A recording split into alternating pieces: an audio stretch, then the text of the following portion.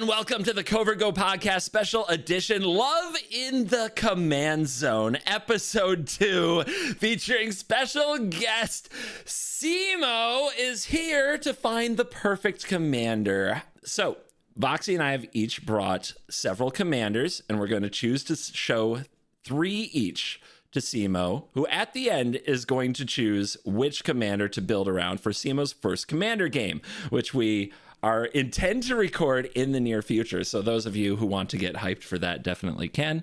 Also, I want to say really quickly, this is the first edition of this CovertGoPodcast that is actually a podcast and going to be on Spotify and going to be on Apple Podcasts, as well as other podcasting platforms. So please go subscribe there if you want to be able to get these kind of yappy shows on the go. And we have a sponsor, CoolStuffInc.com.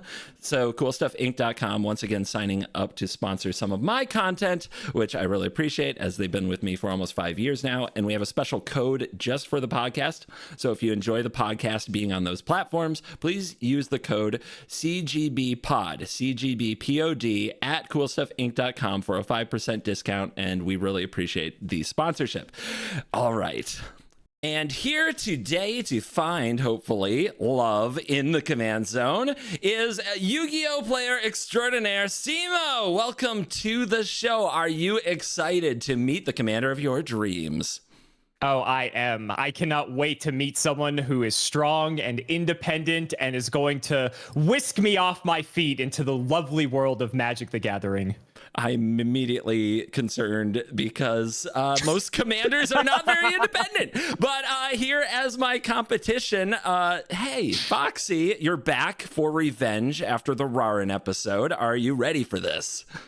I am ready. I believe that we both kind of need revenge because if you remember, he kind of snubbed both of us and didn't pick any of our picks. Yeah, so that's right. Really, we're trying very hard here to find. So he left both of you behind, it seems like. Yeah. Yes, exactly. It's more of a personal vendetta for both of us at this point. That's right. We're out to find the perfect commander for Cimo's first game, which may be coming up in the near future. Could be exciting. So before we launch into it, Cimo, what are you looking for in the command zone? What are tell us about colors? Tell us about, like, is it more about card advantage? Is it more about stats? Is it more about keywords? You have to have the right keywords. What are you thinking? Well, you and I have done countless videos at this point, so I think we have boiled it down to that. I definitely am of the blue variety when it comes to my commander selection. Maybe a little bit of black, maybe a little bit of green. We'll see. Red and white, I can take it or leave it, but I'm open. That's why I'm on the show. And I think in terms of characteristics, like I said, I want someone who's strong and independent. They can work together with others, but they can do their own thing by themselves. But when they're on the battlefield, I want them to just make everything better for everyone. But I want the rest of my deck to do the same. So just like the Yu-Gi-Oh! Player that I am, I'm trying to squeeze the living juice out of every single piece of value that I can. I didn't expect some of that. Are you surprised by that, Voxy? Are you surprised as me? I would have pegged you for a group hug player. He wants to make everything better. I know, interesting. Not for you guys, for me. I want my cards to be good. Just to be clear. Okay, good to know. That makes more sense. Yeah, so, Voxy, do you have the first contestant? I do. So this is my first choice for you. You mentioned you like black. I know blue is a good one there. You could take or leave red and white and maybe green, a little bit about your second pick, black, and maybe something that you're not as familiar with, which is, red. This is Aquil the Unrepentant. Okay. Double black, double red. So it is a 5/5 flying trample. It's a flampler, okay? You can sacrifice a flampler. That is a creature that flies and tramples. We call that a flampler. That's Magic the Gathering acronyms. Sure. Very is that legal terminology in the rule book, out of curiosity? No, it just comes with years of playing and got it. down by flamplers. Yeah. I gotta sound hip for the kids when I do the videos with CGD. Flampler. Got it. Okay, yeah, I'll remember that. Flampler. We have a 5/5 Flampler. You can sacrifice 3 other creatures, and you can put a creature card from your hand onto the battlefield. You can activate only as a sorcery and only once each turn. I chose this for you for 2 reasons. One of those you actually just explained now, and I didn't know prior, so this is me going off of that. 1, strong independent by itself. This is a 5/5 flyer. That's a big boy for 4 mana, okay? Already good on its own. We love that for him, right? Second is the fact that it has a little bit of Yu-Gi-Oh-esque to it. You can sacrifice the other creatures and put something from your hand on the battlefield. I believe that we call that tribute summoning. Oh, look at you. You remember. Thank you. Okay. I couldn't remember if it was special or tribute, so I was a 50-50 shot. So we were special tribute summoning, and you get to cast something for free. So you have the best of both worlds. Though there is no blue, it pushes you out of your comfort zone and makes you go into red a little bit, and you like black. So, there's removal, there's demons, there's goblins. I mean, red and black is just a strong, aggressive deck anyways. So... Can I just say, for the record, before CGB figures out how to dismantle the argument for this one, this is a Scorpion Dragon Rogue. Yes. That's pretty badass for what it's worth. Pretty sick, if you ask me. Anyway, CGB, your rebuttal. Sure. Yes, Dragon's exciting, very Yu-Gi-Oh! I like it. This is actually a pretty slick pick from my opposition, Voxy, over here, I would say. Also, the tribute summoning kind of shout out. I can see why you'd like it. But Scorpion, there's some warning signs there. According to this, a Scorpio is known for being intense, loyal, and passionate, according to Google, which doesn't seem like the kind of independent type that you are looking for. It says Scorpios are fiercely loyal and protective of those that they trust, which doesn't really jive with the ability. It's kind of narcissistic to sacrifice a bunch of little peons just to get out something big and then call yourself loyal. I'm getting red flags all over the place from the Unrepentant. And I would say from a Magic perspective, do you really want to sacrifice 3 creatures to get 1? You don't seem like the type who would 3-for-1 yourself in Magic card game terms and pure rectangle theory, like having the most stuff often wins. You're going down 3 pieces for 1 and hoping they don't kill it or deal with it. That's very sus. You can see it coming too, because if you have 3 things out and you go to cast your commander, the opponents will want to respond by either taking away the things or stopping the commander, because they'll be very afraid of the mystery of what's coming. So I don't know if this is under those circumstances in a way a kill on sight commander. It's very powerful, but I don't know if he's right for you. That's my vibe. That's my take. You have you got a response for that, Voxy? I used astrology. Astrology. You can't counter that.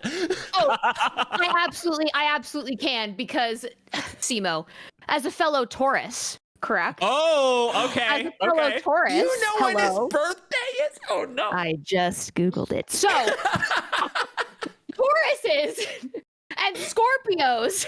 We also talked about this when we met up for Magic Fest last year. So I was actually, our birthday's only like 6 days apart or something like that. Yes. But I Googled it just to be sure I wasn't, put my own foot in my mouth here. Tauruses and Scorpios, if you want to go down that road, CGB, I absolutely will. Are opposite, some astrologers would say. There are some tense aspects, sure, but tension between Tauruses and Scorpios is exciting and sensual all at once. Oppositions happen between signs that are compatible elements. So if you want to take that route, opposites attract, and that's totally fine. Secondly, you don't want to sack 3 creatures for 1. You're not sacking things that you care about. You're sacking little doo-doo 1/1s or some 0/1s or some little kobolds. Like you're sacking useless things for the greater good. Are you crying? He's crying. Cimo's crying.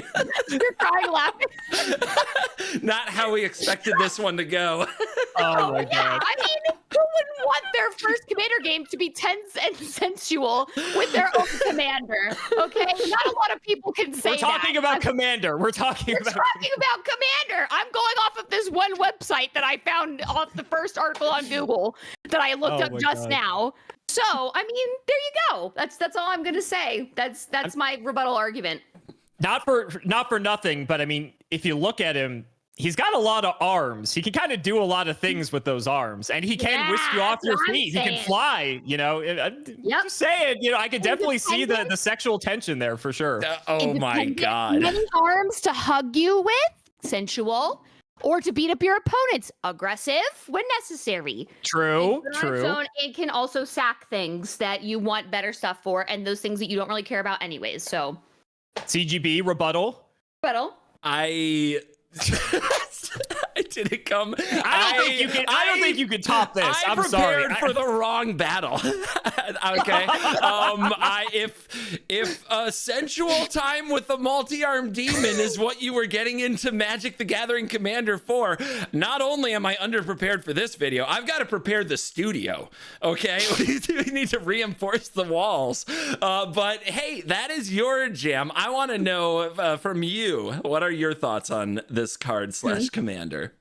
I'm literally crying. Oh my God. Okay. So for some lore, I don't know if so you might know this. I don't know if I brought this up to either of you, but maybe you know this just from random knowledge about Yu-Gi-Oh! That's very commonly known, even to people who don't know the game too well. There are these 3 mystical beings called the Egyptian gods. These are in the show touted as the most powerful cards like in existence. Like nothing can match their power, and so an arc of the show is basically centralized like around these 3 cards, and it's very bad and corny. But if you're like a 7-year-old kid watching this, you think it's the coolest shit ever. In any case, when it comes to the Egyptian gods, they don't require 1 tribute. They don't require 2 tributes. They require 3 monsters to sacrifice for unlimited power and victory bestowed upon you. I'm sure this is not Boxy the same. knew all of that. I actually knew that, and that's why I also did this commander. Yep. Oh, I'm sure. I did. So I was wondering if that was it was part of the inspiration here, which would be very funny. Yeah, absolutely. However, those cards suck. So that is the flaw. Now, however, I will say, when it comes to this specifically, you're not summoning the Egyptian gods. You get to pick whatever it is that you're summoning. But sacrificing 3 other creatures just to get a creature from your hand onto the battlefield, like that thing better win you the game immediately. And maybe it does. Maybe it does. I don't know what like that would potentially combo with, but maybe it does. Like you said, even if you're sacrificing the tiniest of things, we do that in Yu-Gi-Oh! All the time. We have little tiny goat tokens that get sacrificed into horrific looking amalgams like this guy right here. But I don't know. Let me ask a rules technical question with this card, because I don't know how this works.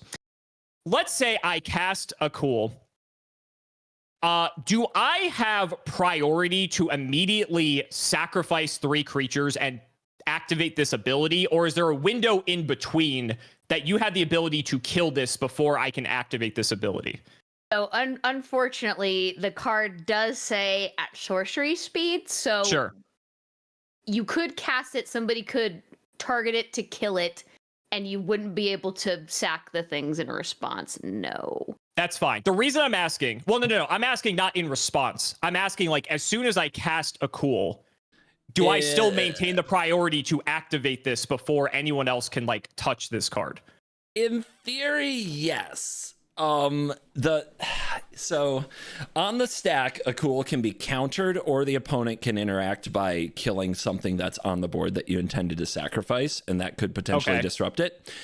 If a cool enters the battlefield and you have the 3 pieces on the battlefield and nothing else triggers, no other triggers result from a cool entering the battlefield, then you would have priority to immediately sacrifice those 3 and put the ability on the stack to put something from your hand onto the battlefield before somebody could do anything to a cool. Right. See, the reason I'm correct. Yeah, sorry. The reason I'm asking is because Yu-Gi-Oh! Doesn't work that way. It used to, but they actually changed how the priority rules work. And so in Yu-Gi-Oh!, if I casted a cool, there would be a window that any of you could activate a kill spell or something to kill this before I even get the chance to use this ability, even though it's my turn. where in the old rules you could do that. So it sounds like from what you're explaining to me, you can do that. So that's interesting. Does that change your opinion on? I mean, it makes it slightly better, but like it makes you like it more because it makes me like it more because at least you can sort of have priority to kind of do the thing. he already kind of likes it a lot. So I mean, I'm just saying we've already circled that drain already. But let's see what CGB's first pick is before we get too hasty and too sensual with a cool here. Oh my god! See what CGB's got. This might already be over because I guess the heart wants what the heart wants. But my god, Cimo, I'm going to tell you right now. Bro to bro, you can do better. You can do better. Thank you. Yes, you can. Thank you. I appreciate that. Looking out for me. And I think I know the weakness of the Yu-Gi-Oh player. I think I know what they want. I think it's anime girls. Oh my god. So I have. After that, you're gonna say the waifus are the weakness. That I mean, look, I gotta do. I would never do that to you as a fellow Taurus. I've got to go with what I've got to go with. I mean, if this is the bar, he's playing dirty, Foxy. He's playing dirty. If this is the bar for appearance, I think I can beat it. That's what I'm saying. Okay. But I'm also. You say that, we'll see. I'm also turning to the color black, and I like, kind of the idea that maybe you don't know in your first Commander game exactly like all the different things out there for you, but this is a Commander who will let you, let's call it, experiment with other people's libraries and kind of get to know their cards as well as your own. So I bring you kind of a new card in the space. This was snuck into a recent, actually it's supposed to be a beginner product jumpstart, but they're known for sneaking some anime waifus into the set. So check out Rev Tithe Extractor. This definitely looks like a Yu-Gi-Oh card for what it's worth. Yeah, it honestly does. So Rev Tithe Extractor is 3 and a black for a 3/3 legendary creature human rogue.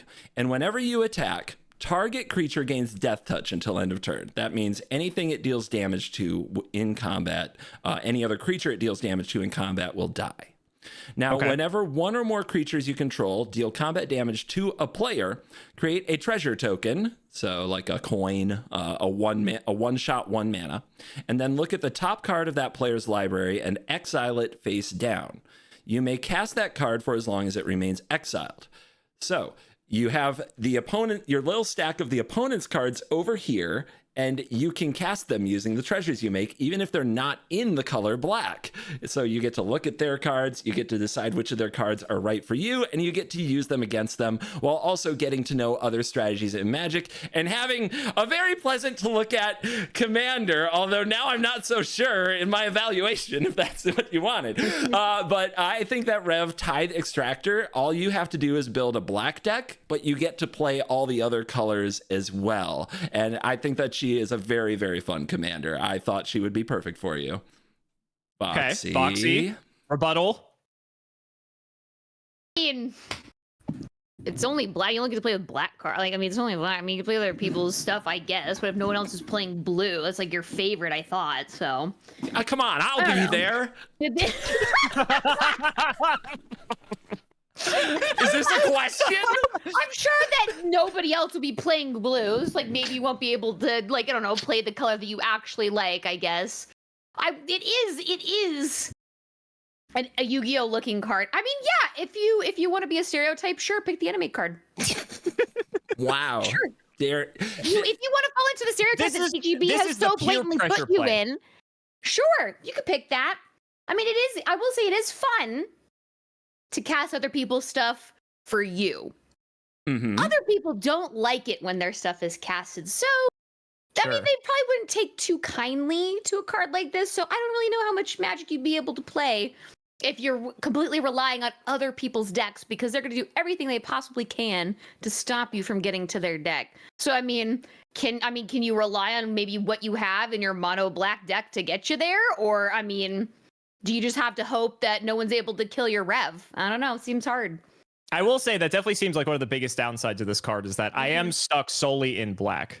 I think I would prefer to have at least 2 colors. You know, we like the, you know, multiracial vibe when it comes to our commander, but What are you talking about? You get all the colors. You get any colors you want to attack. You play Rev with a bunch of really good rate creatures like Dothy Voidwalker that can get unblockable attacks in. You poke your opponents, and who knows what you can take from them. And Rev is so much fun. It could be anything. Yeah, it could be anything. You can play all the colors and not worry about a 5-color mana base, which are often expensive for you budget players out there.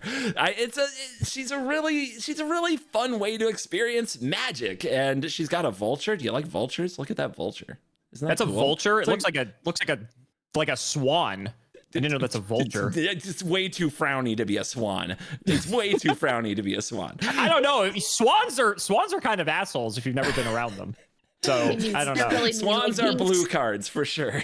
Oh, okay, got it. Well, there's another checkbox in the blue category. Then I will say one of the turnoffs here is that I kind of wish I could just exile my own stuff from my library face down, because you're building your deck in such a way to do a thing. And that means, like, typically the stuff you're going to hit off of your own deck would be more synergistic. And, like, sure, there might be some cool, fun stuff like, oh, like, yay, I hit the jackpot hitting stuff off your opponent's deck. But not only are you sowing hatred with that person because you take the stuff from them, maybe the thing you take isn't even good. And so you went through the effort to piss that person off, and you didn't even get something out of it that you wanted. So that's like doubly bad in my mind. And I think that's a big downside of this card, honestly. Okay. I think yep. Sunk cost. We're gonna move along from Rev. Yeah, I because think we're gonna move GP along. is there. I'm also there too, and my decks aren't that great. Okay, so my next commander. The mind games have already begun. That I would like to show you. So, okay. You said that you like the downside to Rev was the fact that it was one single color, right? Like that was a downside for you. Yes. So what I'm not sure you could take 2 different ways, and I'm not really sure the way you're going to take it. What if I showed you no colors?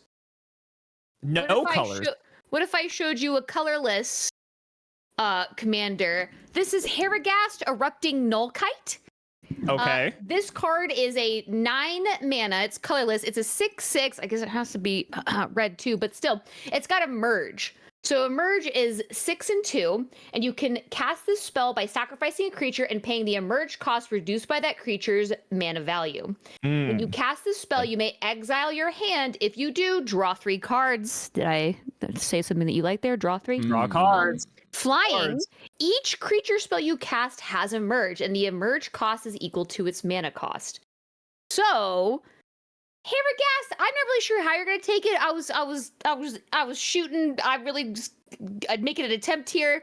It is a 6/6 flyer, so independent on its own. It is expensive, but you get to draw cards and cast things for cheaper by sacrificing other things, special summoning, perhaps, and then you get to have a little bit of Yu-Gi-Oh in there too because of that. So there's that. This is like tribute summoning to like the nth degree, right? Because everything's just emerging into emerging. Mm-hmm. Yeah. So, it just keeps going and going and going. Exactly. Got it. So this is my second one I would like to show you. TGB rebuttal. I can see why she picked it. It does sound very much like a turn of Yu-Gi-Oh! To emerge into an emerge, into an emerge, into an emerge, and draw cards into an emerge.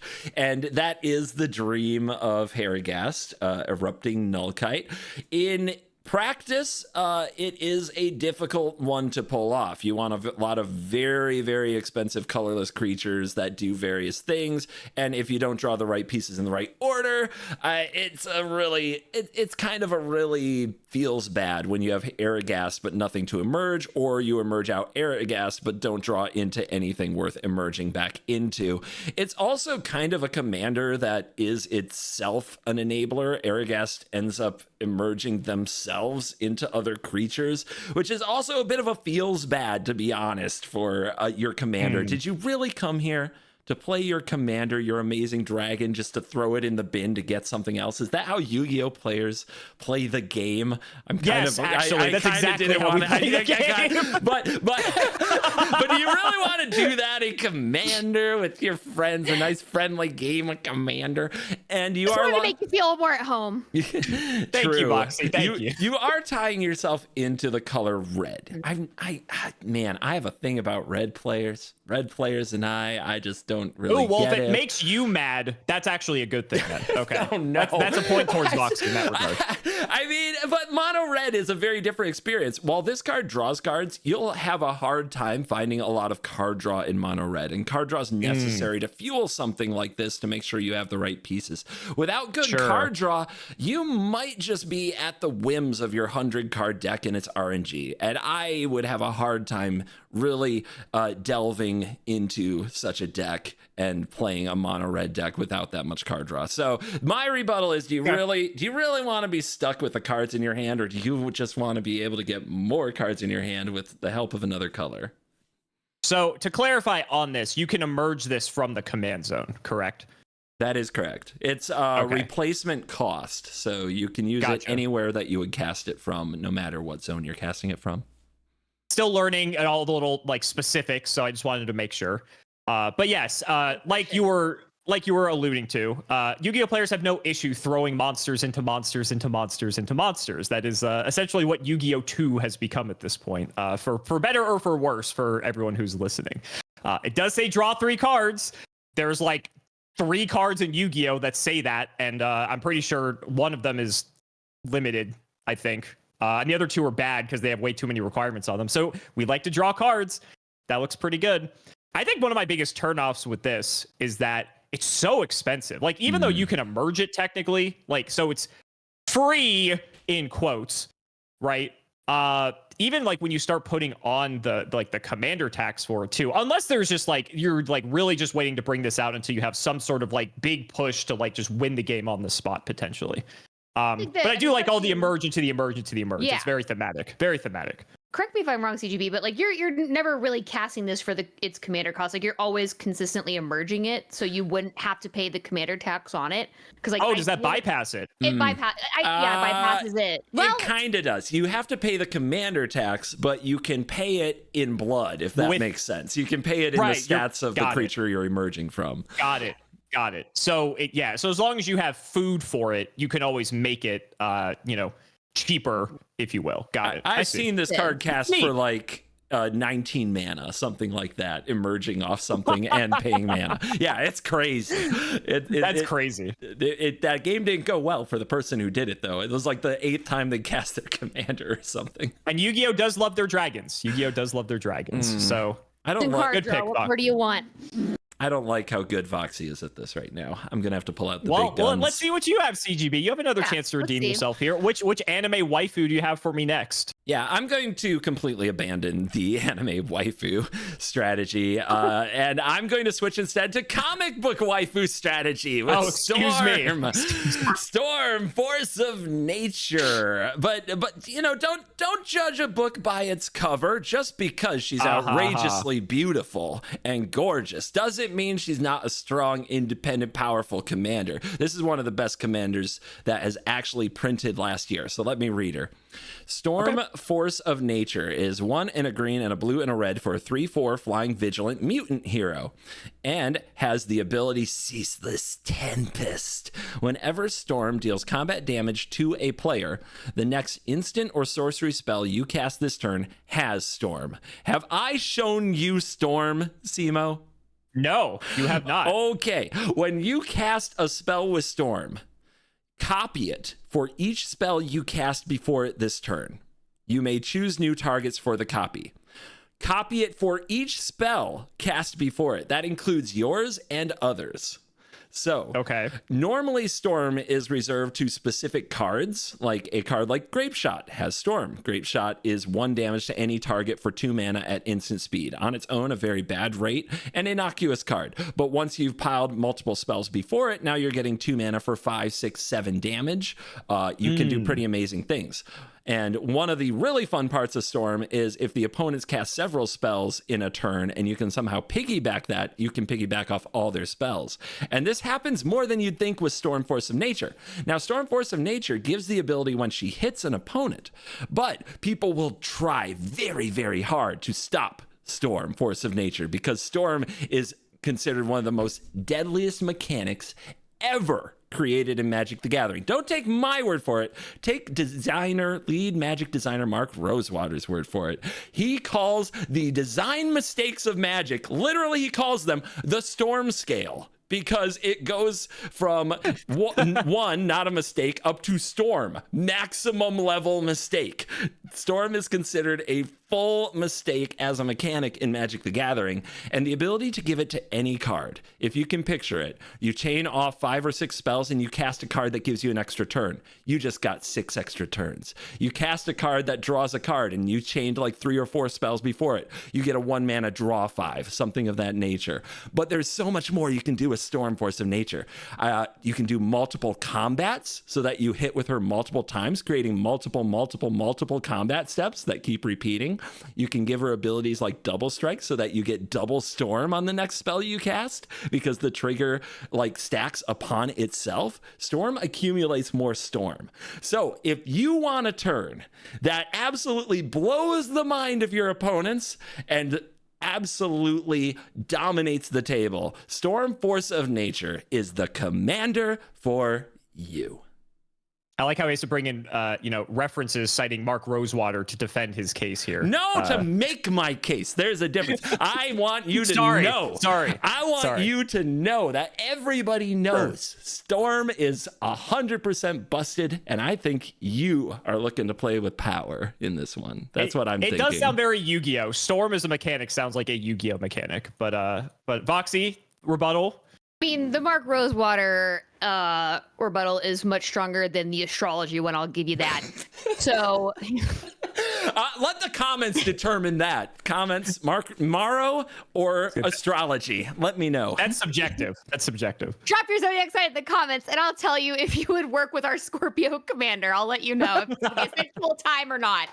So, I mean, yes, Storm is incredibly strong. The mechanic and Storm, the card itself, I've never seen it played.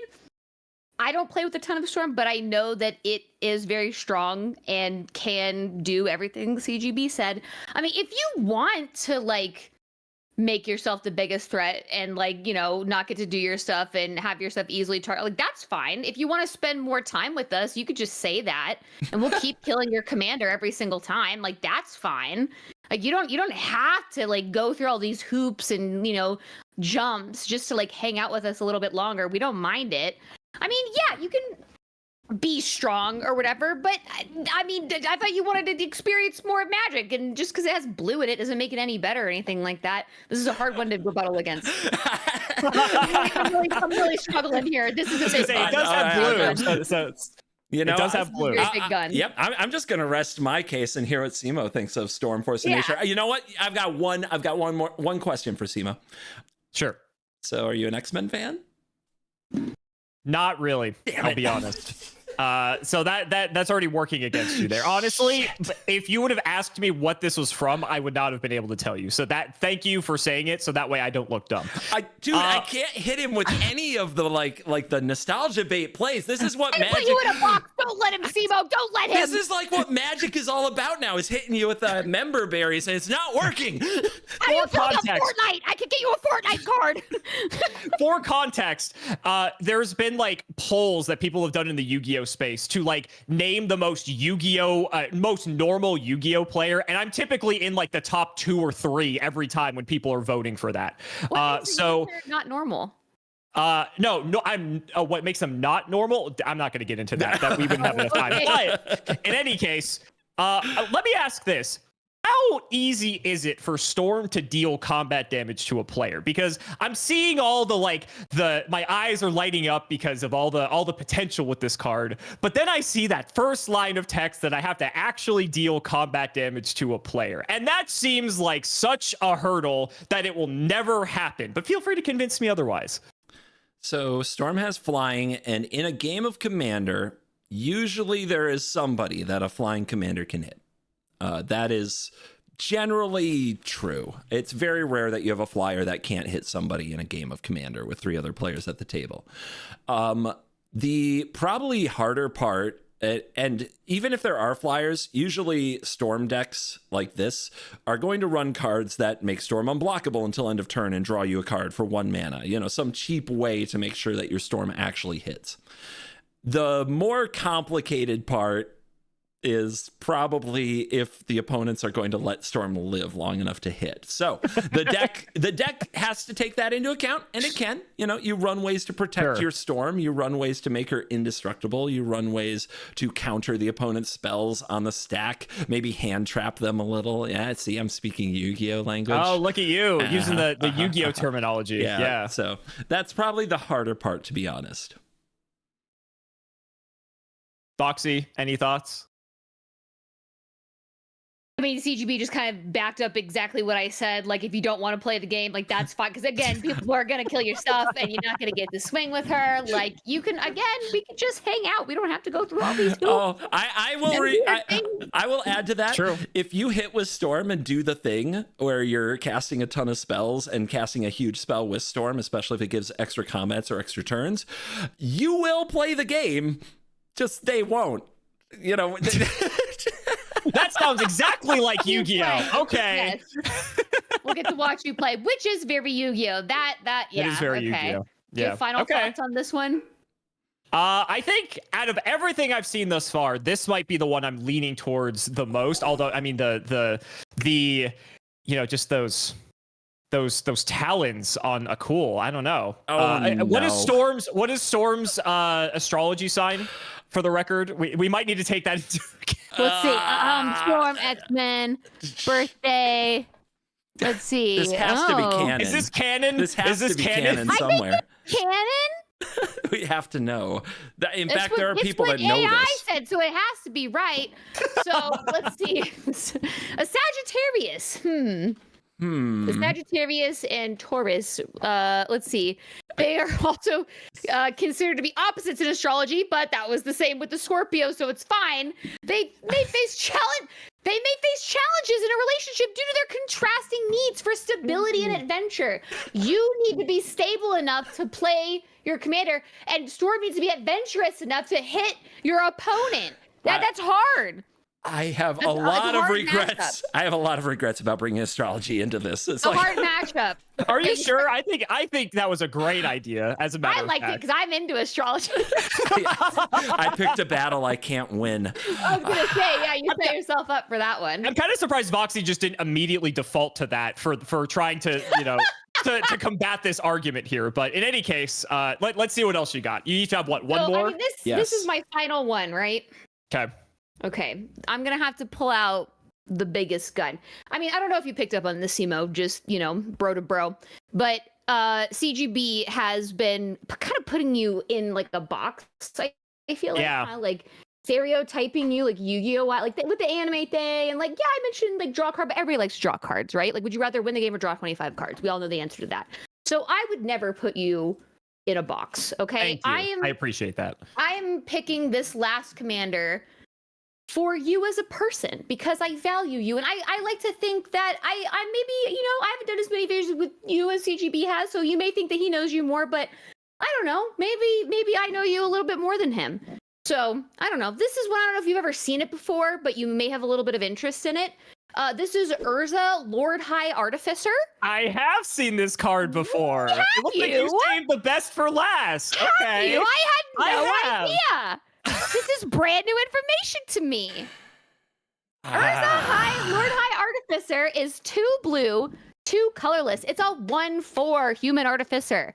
When Urza enters the battlefield, you create a 0/0 colorless construct artifact creature token. With this creature gets +1/+1 for each artifact you control. Not only that, but you tap an untapped artifact you control and add blue. Not only that, I'm not done. But wait, there's more. 5 mana, any color, doesn't matter. Remember, you have a ton to choose from with the blue that you made from your artifacts. Shuffle your library, then exile the top card. Until end of turn, you may play that card without paying its mana cost. End scene. It's free. It's free. It's It's blue. free. It's mana. It's cheap. I mean, what isn't it? You know what I mean? What isn't it? She really was saving the best for last, CGB. I don't know how you're going to be able to defend this one. I can't believe I forgot about this. Don't you remember how my eyes lit up when you showed me this card? I'm pretty sure it's the thumbnail. That's crazy. I didn't know that either. This is new information. Oh my god. Was this from the salt scale? Is that what video you showed me this? Because I can't remember the context. Where this is from. I didn't even know that you guys did that. Yeah, That's crazy. Yeah, it is. It is. My opposition has done her research, much to her credit. She's done her homework. Why am I not surprised? Okay. Rebuttal to Urza, Lord High Artificer, would be that, and this is a saying, this is what they say in all kinds of casual commander circles, is what they'll say in the comments if you play this on a show. There is no casual way to build an Urza deck. All Urza decks are inherently broken by nature. You can't build a fun, friendly version of an Urza Lord High Artificer deck. So, I mean, I'll tell you straight up, it's not as simple as kill the commander, because if you kill Urza, you still have to deal with the construct. The turn it comes down, there's usually several artifacts on the field, so you can immediately make mana to defend Urza. You still have to deal with the ability, possibly flipping into an insanely powerful card, and it does it at instant speed, so you don't know what's going to come out of the library when you use the ability. So there's no good way to play around Urza or against Urza except for one thing, and that is to blow up every fucking artifact that you play. It is scorched earth. You have to go to complete war with Urza. And I'll tell you, if you're bringing Urza, we're going to have to get out the bazookas. We're going to have to get out the big guns. We're going to have to bring the absolute best weapons we have. We're not going to have a choice. Boxy knows this too. She wants to win this game, and that's why she's gone to these lengths. But she knows this is scorched earth. She knows that her deck will also be coming for you, because we have to. Because Urza at a regular table, a casual commander funsy table, will dominate that game, will absolutely destroy that game if left unchecked, because it can do so many nasty things. It can Winter Orb us, it can Static Orb us so that we just can't do anything. It can lock us out of the game, and we will have to go all out to stop you. Is that how you want your first commander game to feel, Cimo? So what you're telling me is that at risk of ruining everything we do together when we meet up to play, Voxy's trying to win this video challenge to get redemption for the Raren video. I think that is a perfectly fine and fair tactic. Kudos, Voxy. Kudos. Oh, but I mean, come on. Friendship, guys. Friendship. Think of the friendship. You should be happy that I would pick a card that is so much in your wheelhouse, CGB. You should be proud. Play Urza. I am the bluest. You're above. I'm above playing Urza. No, I'm not above it. I'm not above it. Blue Mage. I am a Blue Mage to my heart, but I love my relationships too much to play Urza. It's my love for others. I'm below it in many ways. I don't have it in me. I don't have it in me to jeopardize my friendships. And you're caring about, it's about benevolence and empathy. It's about you care about people. Everyone else's experience. That's what it's going on. My commander decks are played against my friends and my fans, and I don't want to lose any of them. And Urza, that is like how nasty Urza is. In fact, when I was getting into Commander, I would go to the local game store, and twice I played against Urza Lord High Artificer decks by the players there, and it scarred me. It scarred me, dude. I don't even. You're not helping your case. I don't play at that store anymore, dude. Okay, maybe I'm just not in a position to argue against this. I'm telling you, this is a dangerous commander. You will be a very dangerous man. I'm just telling you that. I'm being tempted with power, CGB. I think my dream, and it's completely illegal to do this because of the way that the commander color system works, would be to Urza Lord High Artificer, spin the wheel, flip the top, and it's the giant cactar, and just swing at you in the face for 10,000 damage. That would be the dream. Again, that wouldn't work because you can't play that with this being the commander. But in any case, that would be that'd be a lot of fun. I did say I would have preferred a multicolor commander, but seeing this guy, I think I could make an exception. I think you're losing it, CGB. I think your last one better be pretty solid. That's all I'm gonna say. You got a lot of work to do. All right. Well, I mean, I think I can lean on Storm because Storm is also super powerful. I think I can lean on Storm. I'm going to take this opportunity with the last one to just fire a shot. I'm just firing a shot at my opposition. That's what we're doing here. So he's spraying and praying. You motherfucker. So, let me tell you about a certain weasel mercenary in Magic the Gathering named the infamous Cruel Claw. The infamous Cruel Claw is a 1 black and a red 3/3 menace, and whenever this deals combat damage to a player, you exile cards from the top of your library until you exile a non-land card. Then you may cast that card by discarding a card rather than paying its mana cost. So you can turn any card in your hand into something free off the top of your deck. You can build infamous Cruel Claw in a number of ways to cheat out giant 9 and 10 mana monsters and spells, not just limited to creatures. So we can do all kinds of degenerate things with the infamous Cruel Claw. But most importantly, this is a certain somebody's little preview card, and I would like to see her get smacked in the face with it personally. That's what I would enjoy. Wow, he is taking shots. I know this is a direct hit. It's a direct hit. Immediate direct hit with that one. Yeah, do you know my relationship with this card and the Weasel at all, Cimo, or? Raren, in one of our videos recently, as a matter of fact, actually put me onto the Weasel lore with you, Voxy. So yes, if you would like to, recant it for anyone who might not be familiar, feel free. I'd like to hear it in your words instead of Raren's, because he probably, completely butchered it, but probably, honestly, knowing him. So for those of you at home or listening that don't know, I recently discovered Hearthstone within the last couple years, and apparently in my 32 years of life, I had never heard myself laugh before, because I saw a card called the Weasel Tunneler and let out a chuckle just because the art was funny to me. Apparently that chuckle sounded exactly like the noise that it makes when it enters. I didn't believe chat, because why would I? And after listening back to it on stream, I realized that I did laugh exactly like the Weasel Tunneler. Unfortunately, that clip that was like 1 minute and 45 seconds did go a little viral. And I got to be an honorary Hearthstone player, because Blizzard actually sent me a mug and a fedora in order to mock me because of how hard that clip went for I didn't know that. That mug right there. That's from Blizzard Entertainment. Wow. So wow. Yes, and then for some reason Magic decided to get in on it, and they gave me both and the only 2 weasels in all of Magic as my spoiler cards for Bloomburrow. They gave them both to me, and so I also did not know that. I also did not spoil the weasel. Oh, it goes deep. The lore runs very, very deep, actually. That just seems like bullying. That just seems like billion-dollar company bullying. So like, at what point this is a ha-ha, and this is like, uh-oh, what is happening here?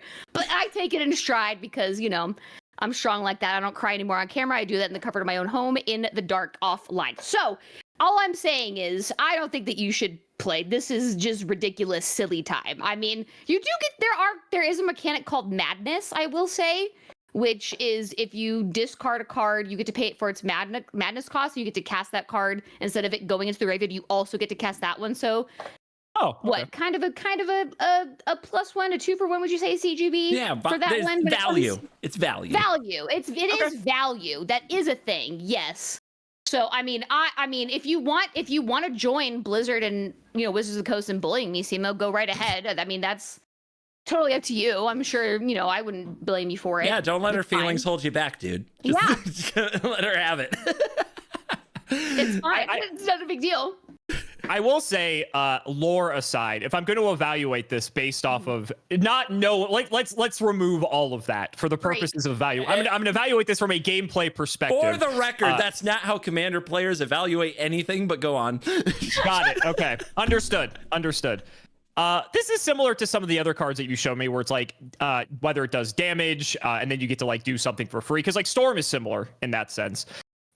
This is kind of cool just because when you granted it's still random because you're exiling off the top, and then you just get to discard something to get the thing for free. That's just another roundabout way to keep playing free stuff, which is cool. And I imagine just like how you said, it stacks in all the same ways, where if it's double strike, different things like that, that'd be cool. neat little card. It's also cheap too. Like it's only 3 mana, which is nice. So compared to like some of the higher costs of other things, like you could conceivably use this like multiple times and it doesn't feel like too bad to do that. So I think out of all of these types of effects, between this and Storm, like they're both really good and they basically kind of do the same thing in different ways. But I like them. I think they're both really cool. It's not Urza, but I think they're definitely up there for sure. They're up there. They're up there. Okay. All right. Do we want to do? We've come to the end.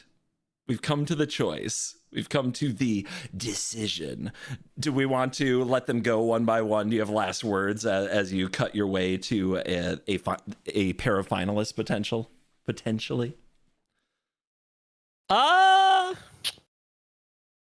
It's tough. Does he pick 2 or like what's the? Well, how do you want to do it? Yeah, let's start here. Rev, Tithe Extractor. Yes or no? I mean, you're kind of putting me in a box with this one, CGB. I feel like I would be doing a disservice to the entire Yu-Gi-Oh community if I just slurped up the anime-looking waifu cards. So I think we're gonna have to. Put a pass on Revs. I didn't think that would stop him at all. To be being honest. All right, Harrigas, the Erupting Nullkite. It's a very Yu-Gi-Oh card. It's a dragon. It does the cool thing where you get to just, monsters into monsters into monsters into monsters. It's very Yu-Gi-Oh. But I think he's a bit of a gold digger. He's kind of expensive. He's very greedy. He's very greedy. Dragon stuff. Yeah. Not for you? Not for me. All right. Not for me. You're going home, Aragast. Why not? Voxy, aka the infamous Cruel Claw. I think this one's up there, actually. I think this one is sort of in the running for now. So we'll put this in the final running. Okay. Sure. And a cool, the Unrepentant. I mean, he's sweating. We have a history. Now. It's a little hot in here. Okay, yeah. Not what I expected to happen from this at all. I must say. A cool might make an appearance on my only O's, but not in our commander game. So we'll leave that for the other show. The other videos. Okay, yeah. Of course. Okay, so you've got Urza Lord High Artificer. Does that continue? I mean, I always was attracted to people that were older than me. So oh my god. I think I'm blown away by all this. I didn't know him at all. Fun fact. So this is a fun Cimo lore fact that I'll drop here. Everyone that I dated prior to meeting my wife was older than me, and then ironically, my wife is younger than me. Sounds like you eventually figured out the formula, but sure. If you want to go back if you want to go back to chasing cougars like Urza, you do what you gotta do. I mean. This is hag maxing. What can I say? This is the ultimate hag max too. This is a heck of a character. You gonna stick with him? He's kind of a husbando. I'm not gonna lie. Let me just before you continue on. There's an art of him actually. A different one since CGB is going the anime route. I'm just going to show you another one. Oh no! There's a Lord High Artificer. This is another art you could have. There you go. Ooh. Yeah. I know. She's bringing out the thirst traps now. Just say, if we're going that route, I mean, I may as well throw my hat in the ring with that one. I mean, look at that hair. Okay. Right? Okay. I get it. I get it. We're good. Right, go ahead. But Storm, Force of Nature. I only have one printing, but she's pretty busted. I think she's also in the running too. I do like these effects to like get all this free stuff. And so, like I said, I think between Cruel Claw and Storm, like I sort of bundle both of these together. And very Yu-Gi-Oh in nature, because the Storm is a mechanic. I don't think Yu-Gi-Oh has anything like Storm from what you've described. If it does, I'd be terrified because it probably would break the game if it's not already broken. But yeah, Storm as a mechanic interests me. So I think she's still in the running. All right, final round. We line them up. You have one rose.